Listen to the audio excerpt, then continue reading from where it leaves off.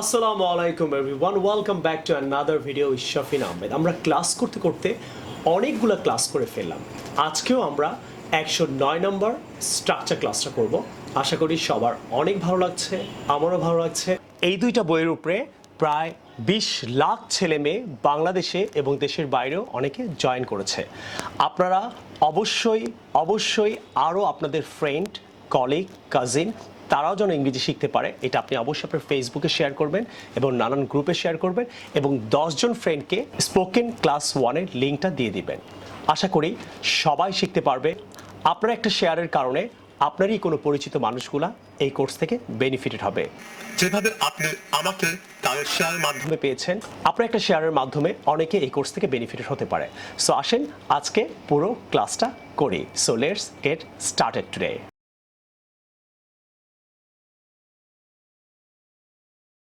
আজকে আমরা 109 নম্বর স্ট্রাকচার ক্লাসে যেটা করব, আমার বুক নাম্বার 1 পেজ নাম্বার 49 থেকে স্ট্রাকচার নাম্বার 2, 4, 5।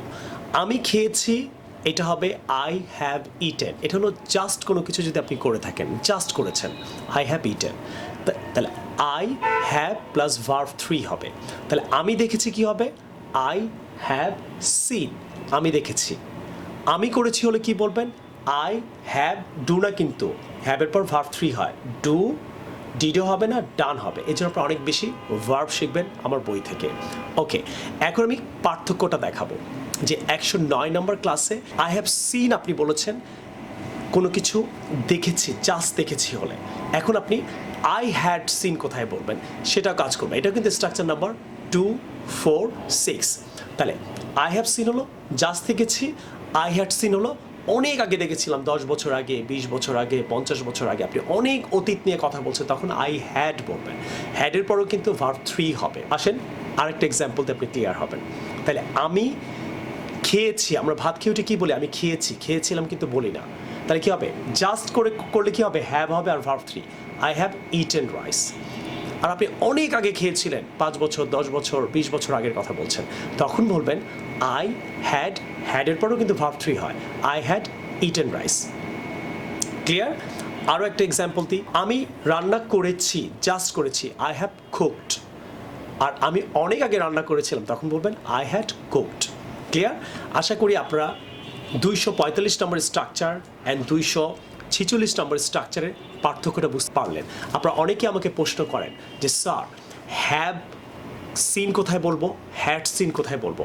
আশা করি আপনারা আজকে আমার স্ট্রাকচার নাম্বার 109 নম্বর ক্লাসে এটা ক্লিয়ার হলেন এবং আপনি বেশি বেশি করে সেন্টেন্স আরও মেক করবেন আর আমাকে কমেন্ট সেকশনে জানাবেন যে আমি শিখেছি ইংরেজি কি, আর আমি 10 বছর, 20 বছর অনেক আগে শিখেছিলাম, এইটা ইংরেজি কী হবে। আমি আজকে আপনাদের present perfect tense I have seen আর past perfect tense I had seen, এই দুইটার বাংলা অর্থ এবং প্র্যাকটিক্যালি আমি কিছু এক্সাম্পল দিয়ে বোঝালাম।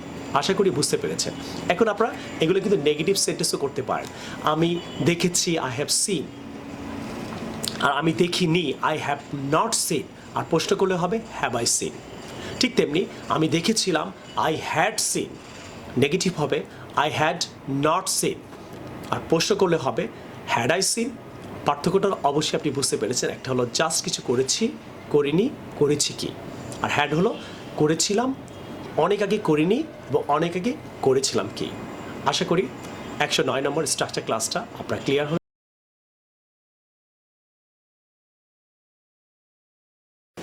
নেক্সট ওয়ার্ডটা আমরা এখন যেটা করব সেটা হলো এক্সক্লুসিভ। এক্সক্লুসিভ ওয়ার্ডটা আমরা কোথায় ইউজ করবো? Very expensive, only a few very rich people have enough money to live there or use it. তাহলে এক্সক্লুসিভ ওয়ার্ডটা আমরা এমন জায়গায় ইউজ করবো যেগুলো রিচ পিপুলরা কোনো কিছু কিনতে পারে, খুব দামি কোনো কিছু, অথবা কোনো দামি জায়গায় শুধু রিচ পিপুলরা থাকতে পারে, তখন আমরা এক্সক্লুসিভ বলবো। আমরা বলতে পারি Radisson hotel is very exclusive, কারণ অনলি রিচ পিপুলরা ওখানে থাকতে পারে, এটা থাকা অর্থে। Apple Max 13 Pro this is exclusive, only rich people এটা কিনতে পারে, এটা কেনা অর্থে।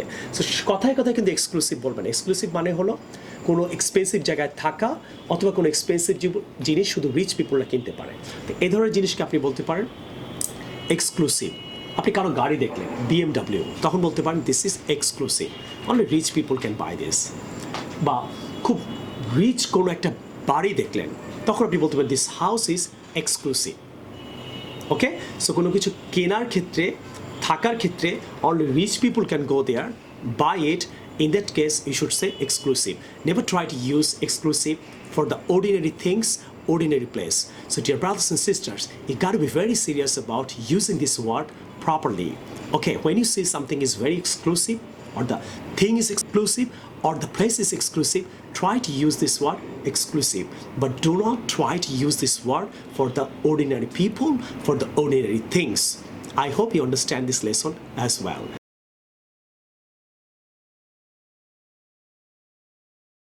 এখন আমরা 109 নম্বর ক্লাসটা করব, পেজ নাম্বার 69 থেকে বুক 2। এখানে আমি আপনাদেরকে যেটা দেখাবো সেটা হলো কাওয়ার্ড। কাওয়ার্ড মানে কাপুরুষ। ওকে, ইউ আর কাওয়ার্ড। আর তুমি এটা কাপুরুষতার সাথে করেছো, তাহলে you did it cowardly, right? Okay, you are coward and you did it, এইভাবে না বললে বলবেন you did it cowardly. Next ওয়ার্ডটা আমরা অনেক সময় বলি হি ইজ এ ম্যান, সে একজন ম্যান, আর সেটা পুরুষ, পুরুষত্বর সাথে এটা করেছে, he did it manly. Okay, he did it because he was a man, এভাবে না বলে he did it manly. Clear? Next rapid. Okay, this is very rapid, এটা খুব দ্রুত, your English is rapid, your work is rapid. আর তোমার work তুমি খুব দ্রুতভাবে কাজ করতে পারো। ওকে, তাহলে you do it rapidly, you speak English rapidly. Clear? So you do it very fast. Okay, you are very fast, এভাবে না বলে rapidly, I will do it rapidly, I will do it fast, এভাবে না বলে rapid, I will not do it rapid, এভাবে না বলে rapid, rapidly এভাবে বলবেন। slow, you are slow, slow মানে কি? একদম মানে slow, বুঝেনি তো? slow, you are slow, আর তোমার এটা slowly করা উচিত, you should do it slowly. Okay, you are slow, তুমি slow, আর এটা তোমার স্লোলি ইংলিশ বলা উচিত, ইউ শুড স্পিক স্লোলি। তাহলে স্লো, স্লোলি। আপনারা অবশ্যই এইভাবে ইংরেজি বলার চেষ্টা করবেন, ওয়ার্ডের ফর্মগুলো ইউজ করবেন, একই ওয়ার্ড বারেবার ইউজ করবেন না। স্লোলি আপনি সব কিছু বলবেন না, স্লো ইউজ করবেন, অ্যাডভার্ব ইউজ করবেন, প্রিফিক্স ইউজ করবেন, সাফিক্স ইউজ করবেন। অনেকভাবে আপনি ইংরেজি শিখতে পারবেন। Next, reason, it's a good reason, it's a good reason, এটা একটা ভালো যুক্তি। কেউ কিছু বললো, আপনি বলেন ইটস এ গুড রিজন। এখন রিজনেবল মানে এটা যুক্তিপূর্ণ। ওকে, ইট ইজ নট রিজনেবল আপনি বলতে পারেন, ইট ইজ রিজনেবল, এটা যুক্তি আছে কথায়। Okay, it is a good reason আর ইট ইজ রিজনেবল। ওকে, এটা যুক্তিপূর্ণ। Okay, what you are saying it is reasonable. Okay, what you are saying it is reasonable, তোমার কথায় যুক্তি আছে। Response. Okay, response, I will response, আমি জবাব দেবো, আই উইল রেসপন্স, আমি জবাব দিব। আই অ্যাম রেসপন্সিবল মানে এটার দায়িত্বটা কিন্তু আমার। তো রেসপন্স না করে আপনি রেসপন্সিবল এই ওয়ার্ডটা ইউজ করবেন। সেন্স মানে ইউ হ্যাভ সেন্স, তোমার সেন্স আছে। আর তুমি সেন্সিবল, তুমি অনেক মানে বুঝতে পারো তুমি সব কিছু। ওকে, তোমার সেন্স নাই, ইউ হ্যাভ নো সেন্স, অথবা বলতে পারো ইউ আর নট সেন্সিবল। তাহলে এই জায়গায় নো, ওই জায়গায় কিন্তু নট। তাহলে ইউ হ্যাভ সেন্স, তোমার সেন্স আছে, আর তুমি সেন্সিবল, ইউ আর সেন্সিবল। তাহলে ইউ হ্যাভ নো সেন্স, আর এটা ইউজ করলে বলবেন you are not sensible. Is that clear? তো আমি চাই আপনি ওয়ার্ডের সবগুলো ফর্ম, সবগুলোর নিয়ম, সবগুলোর অর্থ, নাউন কোনটা, অ্যাডজেক্টিভ কোনটা, প্রিফিক্স কোনটা, suffix konta, you have to know all these things, all the forms of words properly, and try to use it in your writing and speaking. Inshallah, you will be able to be a good writer and good speaker as well. So আসেন এখন আমরা next সেশনটা করব।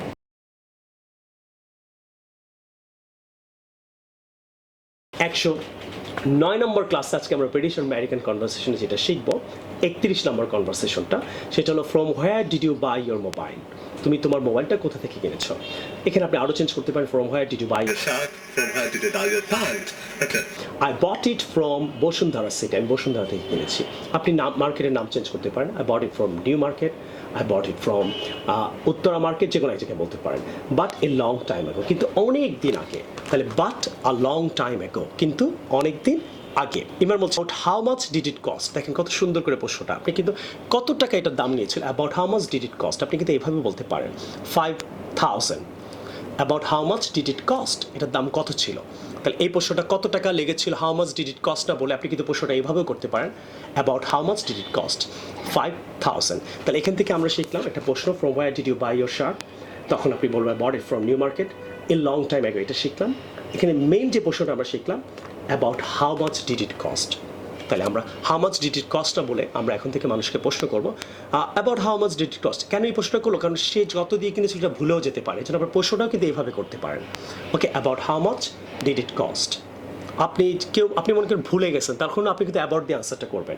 ইট was about 5,000, it was about 300, it was about 5 lakhs। Clear? So আশা করি আজকে আপনি কিছু শিখতে পারলেন।